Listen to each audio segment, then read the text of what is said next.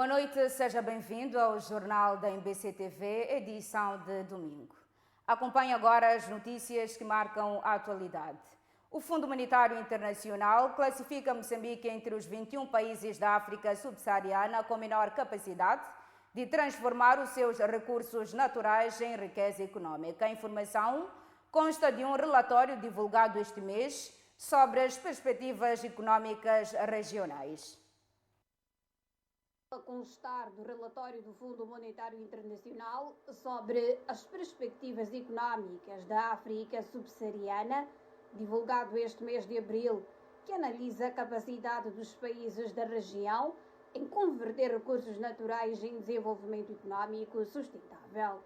O documento identifica um conjunto de 21 países com fraca capacidade de aproveitamento económico dos seus recursos ou com limitações na sua transformação e riqueza interna, uma realidade que condiciona a estrutura produtiva e abranda o ritmo de crescimento. Entre os países listados, Moçambique surge ao lado de economias como Benin, Burundi, Cabo Verde, Camarões, Eswatini, Etiópia, Gâmbia, Guiné-Bissau, Lesoto, Madagascar, Malawi, Maurícias, Quênia, Ruanda, São Tomé e Príncipe, Seychelles, Senegal, Togo e Uganda.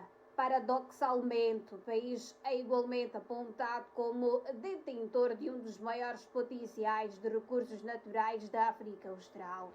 Entre os principais recursos destacam-se o gás natural da bacia de Rovuma, com reservas estimadas em mais de 100 bilhões de pés cúbicos, o carvão mineral, com reservas superiores a 3 mil milhões de toneladas, bem como importantes depósitos de grafite, areias pesadas e pedras preciosas, com destaque para os rubins de Montepuez, reconhecidos pela sua elevada qualidade no mercado internacional. A divulgação deste relatório ocorre numa altura em que o Presidente da República, Daniel Chapo, tem reiterado em diferentes fóruns nacionais e internacionais que Moçambique dispõe de vastos recursos naturais, defendendo a sua transformação num polo estratégico de energia, logística e desenvolvimento econômico na região. In SADC region, we have a potential to be a hub of energy sector in SADC region. I'm talking about it because we have a main potential. Now we have our principal hydropower. We are calling Cahora Bassa hydropower. And you know that hydropower is clean energy. With our principal hydropower, Cahora Bassa, now we export energy from Mozambique to our neighbors' country. I'm talking about South Africa, Zimbabwe, Zambia, Malawi, Swatini, Botswana. But we would like to increase our potential.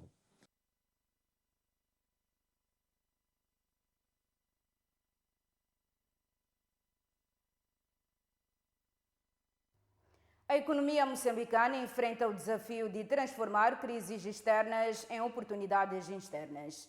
A constatação é do CEO da Exportamos, Miquel Joia, que falava há dias à margem de um workshop sobre o comércio internacional realizado em Maputo. O gestor defende que o fortalecimento das exportações agrícolas pode ser a resposta mais eficaz para reduzir a escassez de divisas e mitigar os impactos da instabilidade dos preços de combustíveis. O cenário internacional, marcado por tensões geopolíticas no Médio Oriente, tem dificultado a circulação regular de combustíveis e fertilizantes no mercado global, o que exerce uma pressão direta sobre o custo de vida em Moçambique, segundo o CEO da Exportamos, Miguel Joia. Para o responsável, este é um momento decisivo para o país apostar na diversificação dos seus fornecedores e na proteção do produto nacional, de forma a reduzir a vulnerabilidade externa da economia. Os combustíveis são a principal fonte de matéria-prima e fazem parte e influenciam a cesta básica, portanto têm um impacto direto na inflação, mas ao mesmo tempo, de forma indireta, requer que os empresários moçambicanos, o governo moçambicano, procure por fontes alternativas, quer de combustível, quer de outras matérias-primas que venham dessa localização. Segundo o gestor, a solução passa igualmente pela profissionalização do ciclo de exportação de produtos agrícolas, como o gergelim, o feijão Boer, bem como pela aposta em exportadores mais experientes. Esta medida permitirá reduzir o desperdício pós-colheita, garantir maior eficiência na cadeia de valor e assegurar a entrada consistente de divisas no país. São muitos anos que, efetivamente, Moçambique não foi capaz de desenvolver os seus principais setores de exportação, quer os grandes projetos, quer as culturas de rendimento, principalmente o agronegócio, que de certa forma alimentam mais de 75% ao nível da inclusão económica e financeira das famílias. E o que nós temos feito como Exportamoz é, através deste workshop, mas também o do nosso dia-a-dia, identificar soluções que ligam o setor privado, aqueles que precisam, os principais importadores, aos principais exportadores. Soluções inteligentes que envolvem investimentos em exportadores experientes que são capazes de alavancar as exportações e reduzir o impacto das perdas pós-colheita que ainda existem em Moçambique.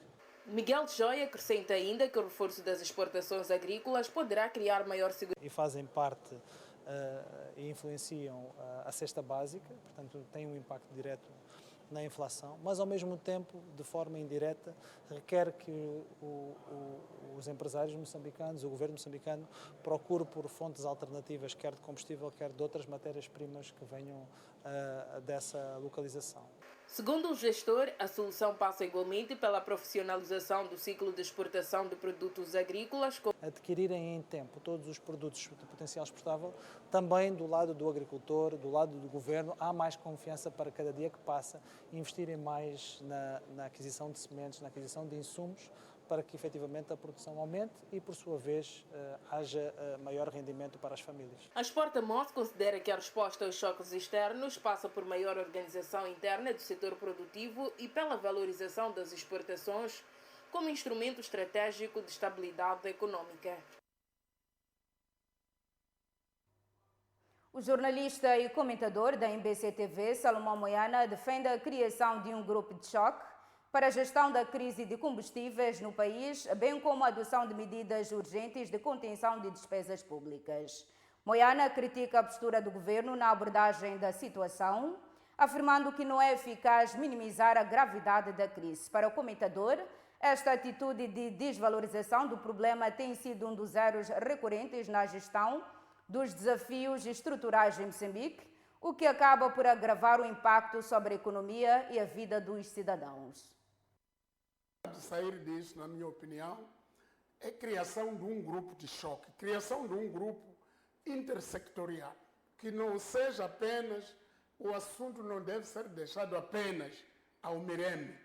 Tem que haver uma equipa multissetorial com capacidade para decidir, que englobe até o Banco Central, pessoas do Banco Central, a CTA, os ministérios relevantes como o MIREM, o Ministério do Interior, para a organização das questões, e mesmo o Ministério da Economia tem que estar lá representado. Então, eu penso que não podemos continuar a pensar que um único ministério, uma única direção nacional de hidrocarbonetos e combustível é que vai gerir isto tudo.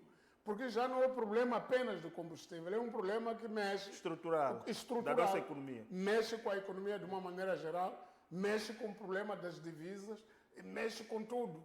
Então, não podemos continuar a fazer de contas que não estamos a ver o problema. Esse é que é o maior defeito do nosso país. Quando temos uma situação, fazemos de conta que a situação não é grave e continuamos a afirmar que não é grave. Mas a situação é grave realmente. E depois, nós não fazemos a contenção de despesas naquele momento crítico que isto se impõe. Por exemplo, o que dizem as pessoas na praça pública? Dizem que o país desembolsou $250 mil para fretar o avião que vai com o presidente para a China.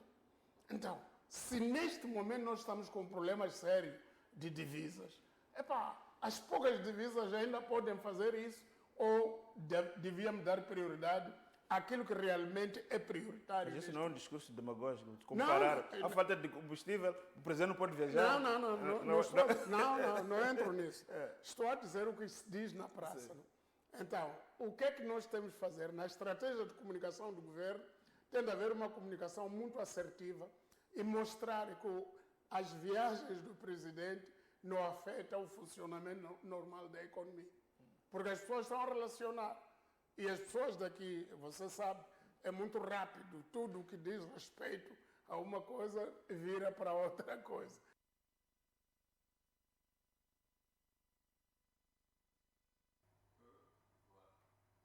Programa Semana com Salomão Moiana a ser acompanhado na íntegra logo após o Jornal da Noite.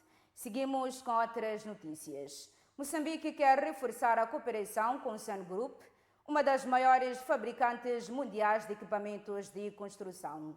Segundo o presidente da República, Daniel Chapo, a crescente procura por maquinaria pesada para responder aos grandes projetos de infraestruturas e energia em curso no país torna a parceria estratégica. Chapo falava durante a visita à sede da empresa na província chinesa de Hunan, no âmbito da visita de Estado que efetua a China a convite do presidente Xi Jinping.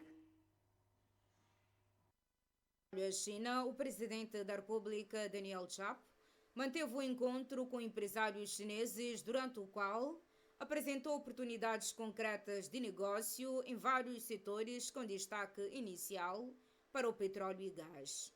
Moçambique é um país bastante rico em potencialidades.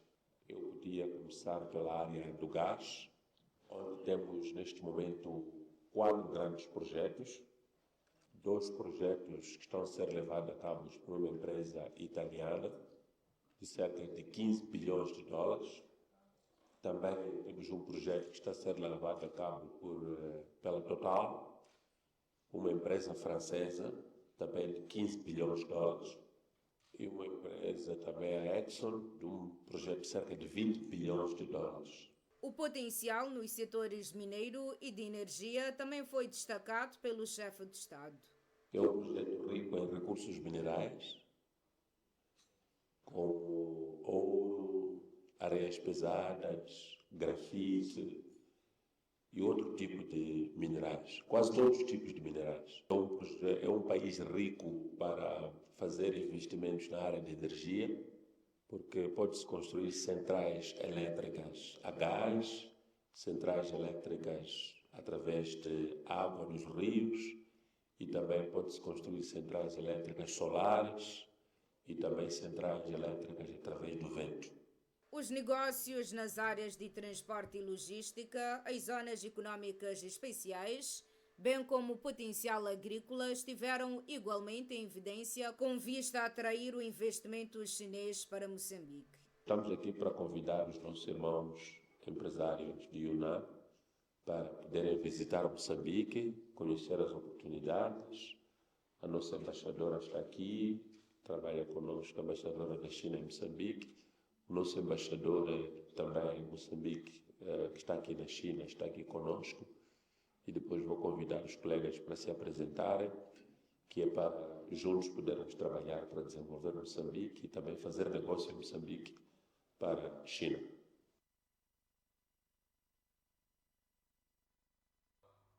A peça de reportagem que acaba de passar também é referente à visita de Estado que o Presidente da República efetua à China. Agora sim, vamos recuperar a informação segundo a qual Moçambique quer reforçar a cooperação com o Sun Group, uma das maiores fabricantes mundiais de equipamentos de construção.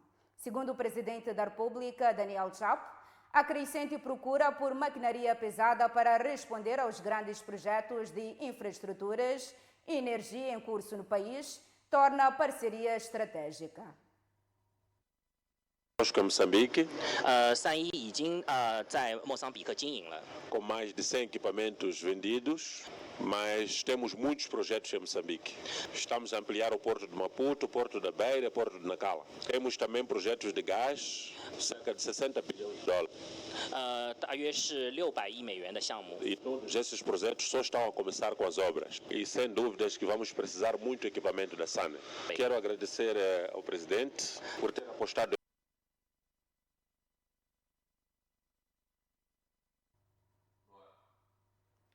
Apesar de reconhecer a redução dos casos de raptos e sequestros no país, a bancada parlamentar do Podemos exige que o Procurador-Geral da República, no seu informe anual, apresente os nomes dos alegados mandantes deste tipo de crime. Por sua vez, o MDM espera que Américo Letela aborde o discurso, abandone neste caso, o discurso de lamentações e apresente resultados concretos no combate à corrupção. Os parlamentares do Podemos e do MDM mostram-se céticas em relação ao informe anual a ser apresentado nos próximos dias à Assembleia da República pelo Procurador-Geral da República, Américo Letela, sobre o estado da justiça e da legalidade em Moçambique. Como bancada do MDM, gostaríamos de ter uma expectativa maior. Isto porque sempre nos decepcionamos com a vinda do Procurador-Geral da República ao Parlamento, porque ele tem prestado anualmente os seus relatórios. E o que nós vimos, o que nós assistimos, é a mesma informação que ele traz. E informação que ele traz que até muito mais de lamentações do que soluções daquilo que são os problemas que os moçambicanos eles esperam.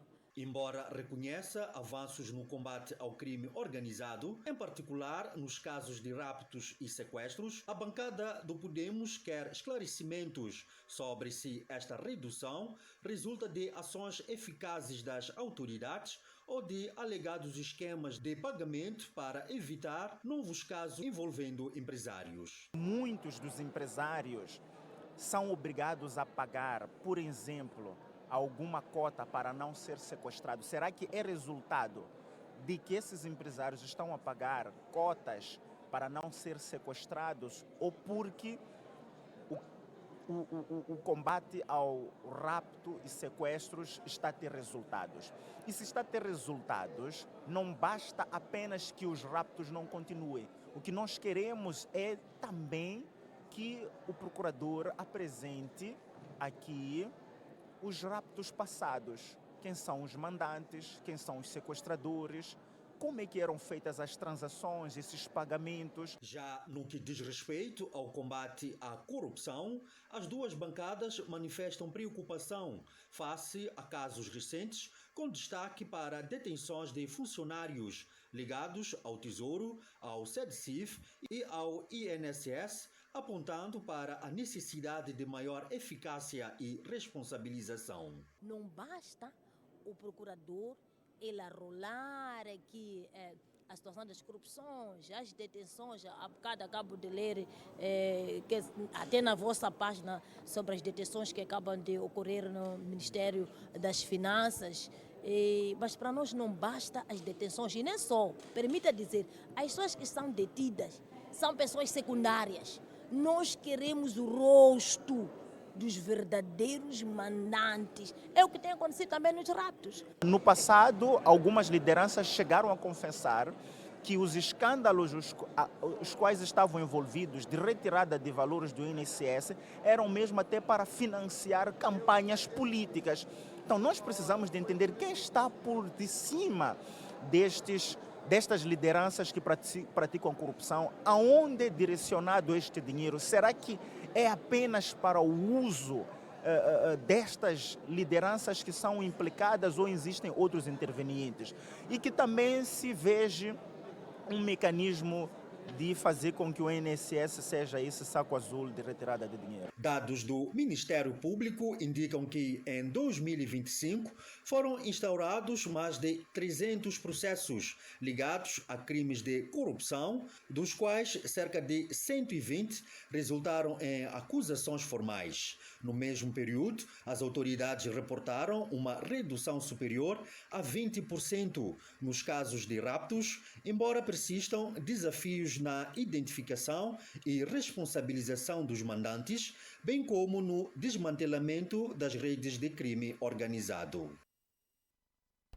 Está feita a primeira parte do Jornal da Noite. Seguimos agora para o intervalo. Voltaremos em instantes com mais notícias. Até já.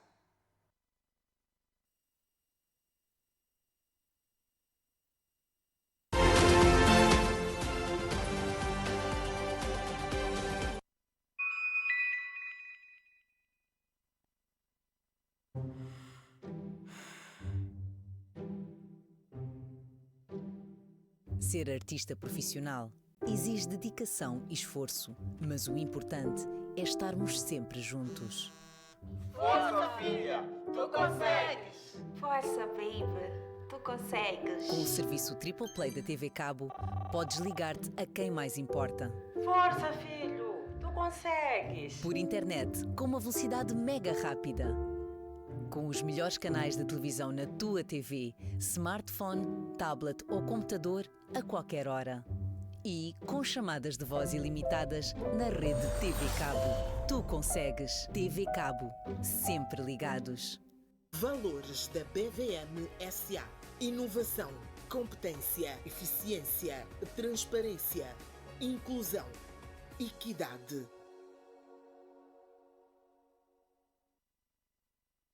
No coração de Ponta Malongane, entre a natureza e o mar, existe um refúgio pensando nas famílias. Bruma Homes, uma casa de praia para quem valoriza conforto, sofisticação e momentos de qualidade. Cada estadia é uma oportunidade de viver o melhor da vida e colecionar memórias inesquecíveis. Reserve já a sua experiência em família na Bruma Homes Malungane.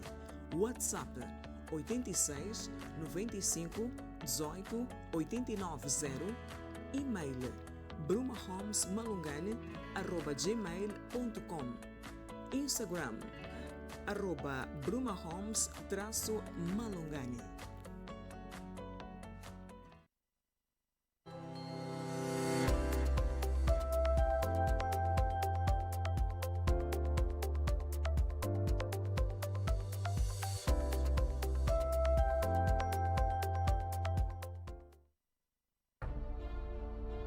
Não podemos continuar a fazer de contas que não estamos a ver o problema. Esse é que é o maior defeito do nosso país. Quando temos uma situação, fazemos de conta que a situação não é grave e continuamos a afirmar que não é grave. Mas a situação é grave realmente.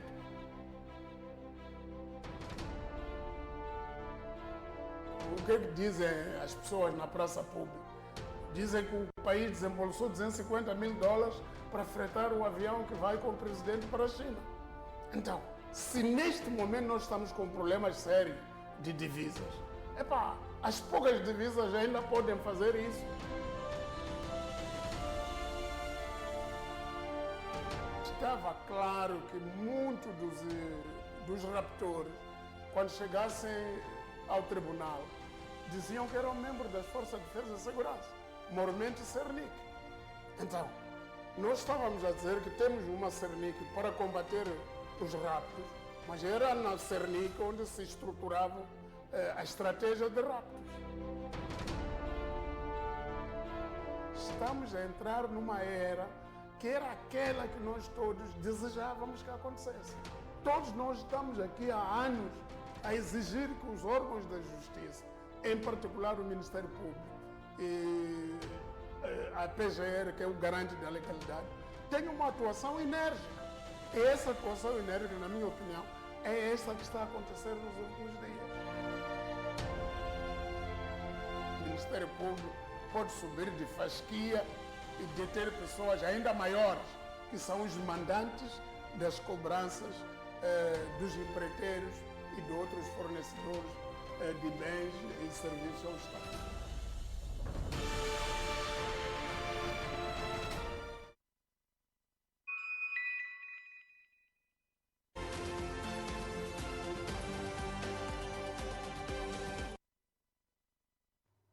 Estamos de volta e continuamos com as notícias no Jornal da Noite.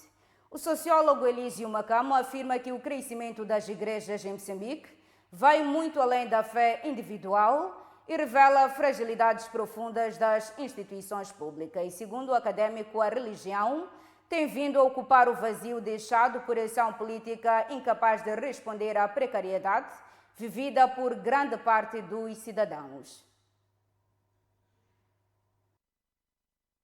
Sistema organizado de crenças, práticas e valores que estabelece a ligação entre o ser humano e o sagrado ou o transcendente. Para além dos rituais, assume-se como um elemento de identidade cultural e um referencial ético que orienta comportamentos e reforça a coesão social. No seu habitual espaço de análise, Elísio Macamo defendeu que a vitalidade das igrejas em Moçambique se mede pela sua capacidade de mobilização e pela eficácia organizativa, muitas vezes superior à das próprias instituições do Estado. Para mim é intrigante e ao mesmo tempo inquietante a vitalidade da religião em Moçambique.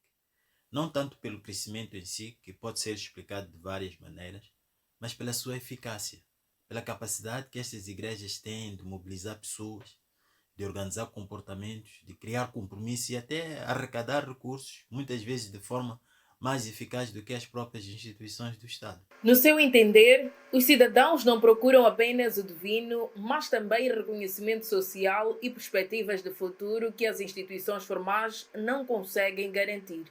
E é neste vazio que a religião entra, não apenas como uma crença, mas como uma resposta organizada. Então essas igrejas fazem algo que nós coletivamente temos dificuldade em fazer. Elas dão às pessoas uma linguagem para entender a sua vida. Elas oferecem reconhecimento e mantêm aberta a possibilidade de transformação. Nós podemos discordar dos meios, podemos criticar os excessos, mas não podemos ignorar a função que cumprem. Elísio Macamo critica ainda a atuação de alguns políticos, acusando-os de substituírem a responsabilidade governativa pela exibição pública da fé, utilizando a religião como instrumento de legitimação. Muitos atores políticos parecem ter percebido isso. Hoje, quase todos fazem questão de se apresentar como profundamente religiosos. Rezam em público, invocam Deus a toda hora e fazem questão de exibir a fé. Mas o que significa esta religiosidade quando não se traduz em responsabilidade concreta perante o sofrimento dos outros?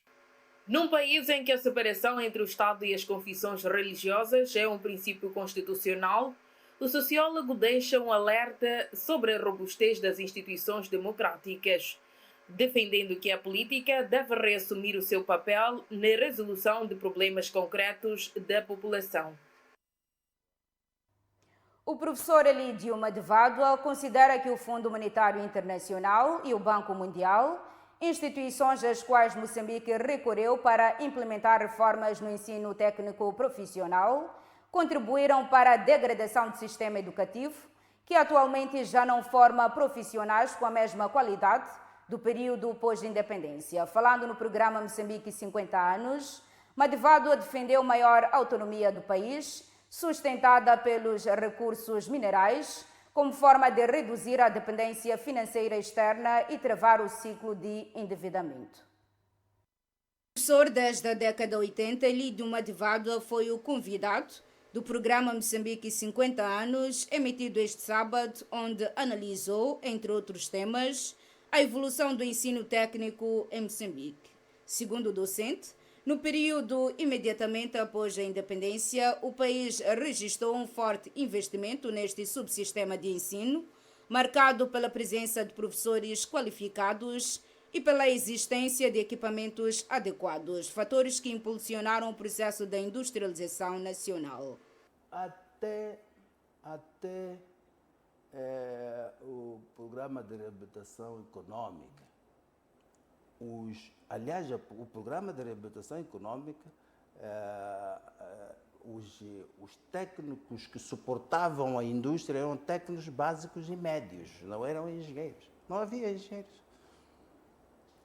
E foi, como recordo, o tempo em que a produção industrial atingiu o pico que o tempo colonial não conseguiu atingir. Com esses básicos e médios. O que aconteceu aqui no meio para nos perdermos? O que aconteceu foi porque, na minha percepção, as instituições começaram a ter pessoas não apropriadas para gerir o subsistema. E o subsistema e o Sistema Nacional de Educação. Entretanto, com o passar do tempo, assistiu-se à degradação do sistema associada ao modelo de ensino adotado, com o apoio do Banco Mundial, que, segundo Madivadua, contribuiu para fragilizar a educação. Ensino técnico, sabe? Eu não sei se chama-se isto reforma. Reforma é voltar a dar a forma. Mas quando o resultado não aparece, você não deu a forma. Então não há reforma, na minha opinião. Há introdução de modelos que nunca provaram em lado nenhum do mundo, mas em lado nenhum do mundo que são modelos que funcionam para a formação. Não? Não. Qual é o país que usa este modelo, o sistema modular de organização do currículo? Mas essas coisas não veio com os bancos mundiais? Aí está. São trazidas estas coisas todas para destruir sistemas de educação, para tornar países cada vez mais subdesenvolvidos e levá-los a endividamentos, etc., etc., com essa pseudo investimento que se faz. Qual é a escola industrial que conhece, que recebeu? Há de me indicar a escola industrial, o Instituto Industrial da Matola. Recebeu algum equipamento. Mas que recursos é que se colocaram para aquele equipamento servir? Nenhum. Segundo a Lídia Madivadua, o modelo anterior, baseado no Secretariado de Estado para o setor, era mais funcional. Contudo, atualmente a dependência das instituições de Bretton Woods tem vindo a comprometer o sistema, reforçando a necessidade de o país apostar na autonomia e garantir que instituições de ensino funcionem também como unidades de produção. Secretaria de Estado autónomo. O problema é que existe Secretaria de Estado, eu não sei se ainda existe, mas não tinha autonomia nenhuma do ponto de vista de desenvolvimento de políticas de educação. Não tinha autonomia nenhuma. Era tudo imposto, Banco Mundial, FMI, estas duas grandes organizações de destruição. Eu não sei se isso faz mal aos ouvidos de alguém, mas eu estou preocupado com estas instituições. Moçambique tem que ser construído por moçambicanos. Os recursos do país têm que servir para construir Moçambique primeiro. Se isso não acontecer, adeus a viola. Havemos de voltar mais uma vez ao FMI para ir buscar os tais 700 e tais que já entregamos, para ir buscar outra vez para pagar salários. Quando você pede emprestado dinheiro para pagar salários, você é pobre. Não é viável. Tem uma empresa que não produz.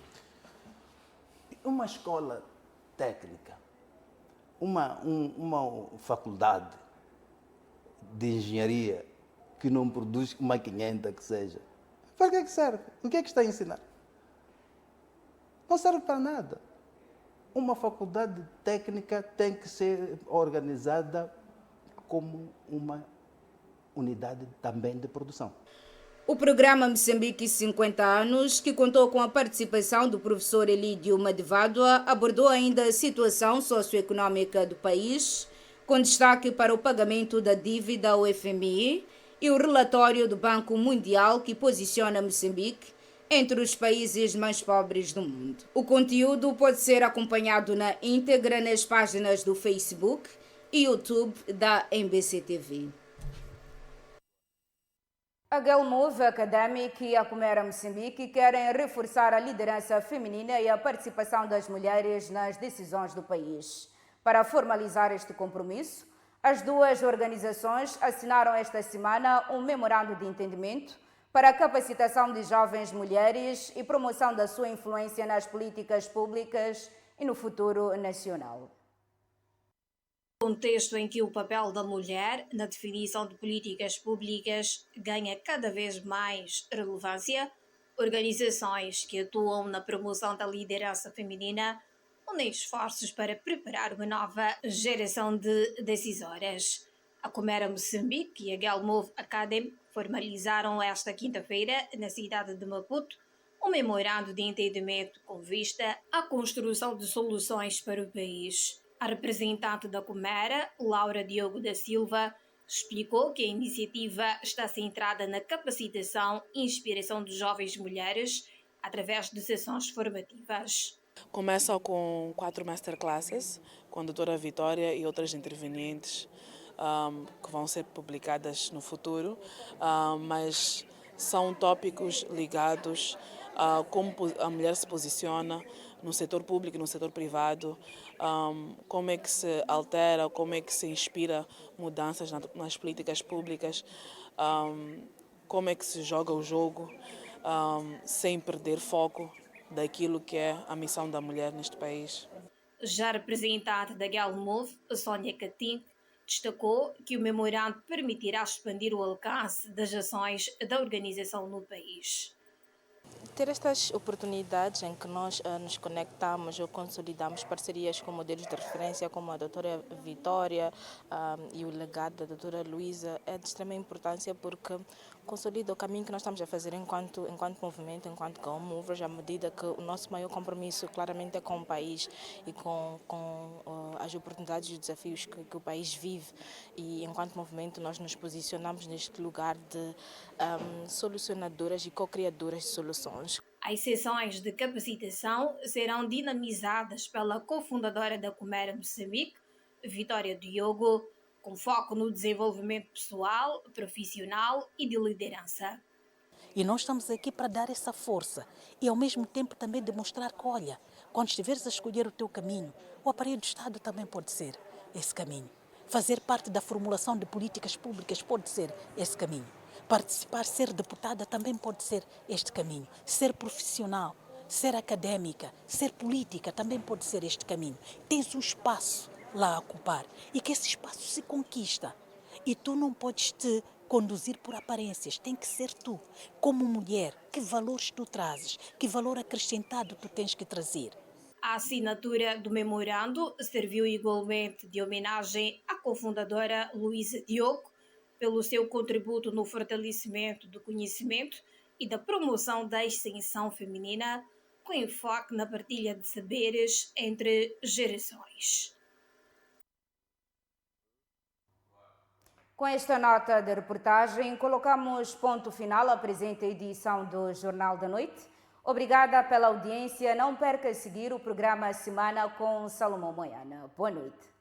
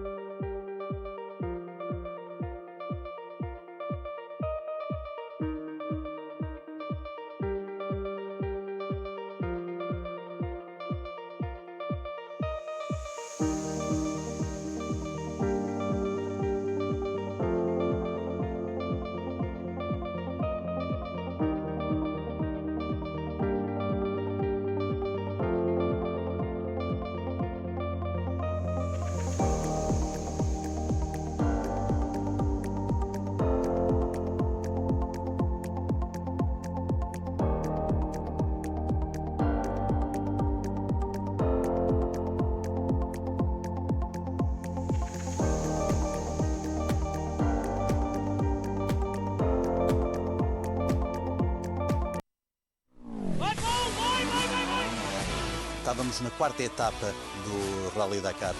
A etapa mais longa, cerca de 1000 km. Mais ou menos a meio tive uma queda onde na altura não sabia como tinha acontecido, mas tinha partido 2 costelas. Não a soube na altura. Quando me perguntaram onde era a dor, eu apontei que era para aqui, quando a dor era em baixo. Conseguimos fazer com muita dor, com muito sacrifício, mas conseguimos concretizar o nosso objetivo.